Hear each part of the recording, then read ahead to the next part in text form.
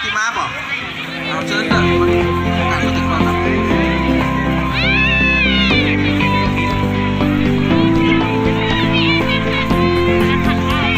ตัวสมองเข้ามานั่งเดี๋ยวงามๆเลย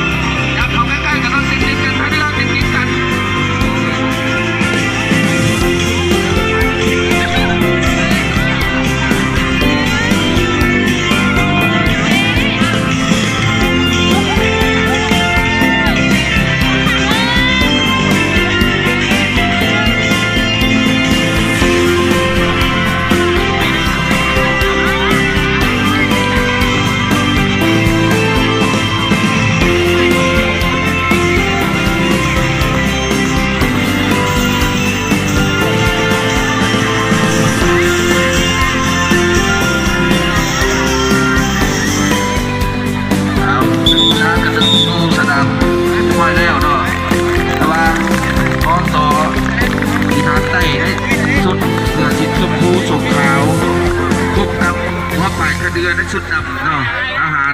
ปลาเขานี่เนาะและกรรมการของพวกเขากรรมการกลางอาจารย์เต้นสมัยเนาะอยากขอต้นมันหอกอาจารย์ตะวันบอกโอ้อาจารย์ตะวันเนาะจากวัดใหม่โอ้โหแล้วก็อาจารย์พัฒนาไอแมนเอานี่ดูว่ากำกับสิทธิ์เนาะแล้วก็อาจารย์บุญน้ำเนาะกระบวงส่วนกรรมการที่สี่เป็นอาจารย์ตัวก็เพราะว่ามันจะจัดการแข่งขันแล้วส่วนเวทนั่นเป็นอาจารย์สเวทนอกจากอาจารย์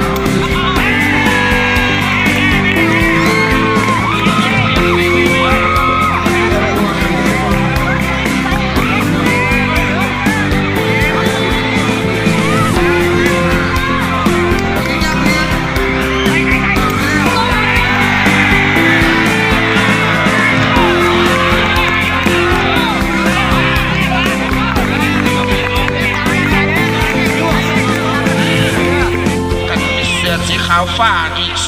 2สีแดงส้มกับประกวด1สีดำ3สีฟ้า1ต้องช่วยนะต้องมาต้องช่วยนะ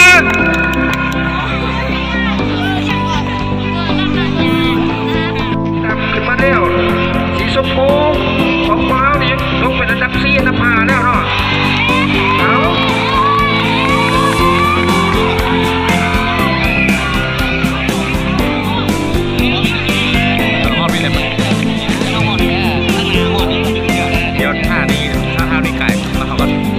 มาแล้วเนาะสีฟ้าสู้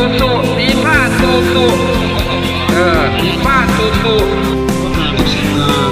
พวกเขาหักแชมป์บอลที่แสดงความรักแรงมายังประธานคณะพัฒน์ผู้นำห้องการห้องข้ามหาแชมป์บอลพร้อมด้วยประธานที่แข่งเชิงหลักงานแข่งขันกีฬานักเรียนสามัญของมหาแชมป์บอลประจำสมเด็จสาว21ได้ดำเนินมาเป็นเวลา2 วันแต่เวลา8 โมงเช้าของวันที่23 เดือนธันวาคม 2023จนถึงเวลา6 โมง 30 นาที